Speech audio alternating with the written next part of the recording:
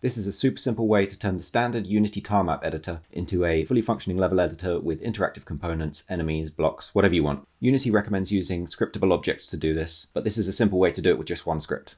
Start by making sure that you have the 2D sprite and 2D tilemap editor packages installed. Put every prefab you want to use into the resources folder. For this example, I've put them into a folder called objects. Make sure that every prefab that you want to load has the same name as the sprite that you're using in the tile palette. Create your tilemap by right-clicking in the scene and going to 2D Object Tilemap. Create a new script on the tilemap called Populate Tilemap and open it up. We don't need the update function or the system namespaces. Type using Unity engine.tilemaps. Then before the start method, type public tilemap.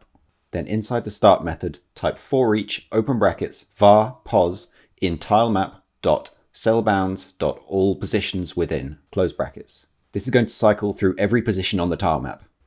Then inside the curly brackets, type if open brackets tilemap.hasTile open brackets, and then inside the brackets type pos.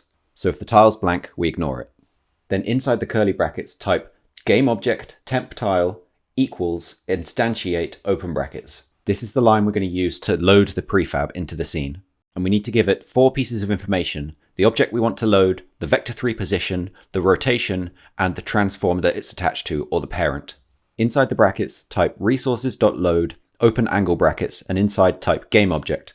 Then we tell it where to find the prefab, so open quotation mark objects slash. Then we're going to tell it the file name of the prefab by getting the file name of the sprite in the current tile.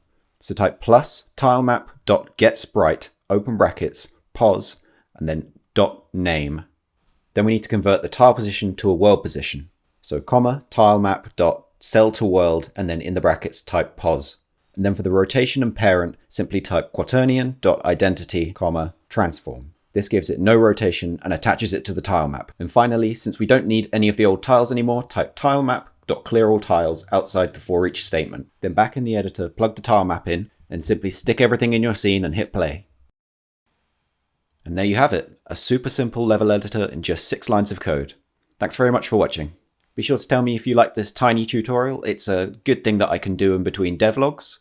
I'd love to try and figure out some more problems with very minimal amounts of code, so let me know if you have any ideas. If you haven't seen my devlogs, I'm creating a 3D platformer, so go and check those out, and be sure to like and subscribe. Thanks very much, guys.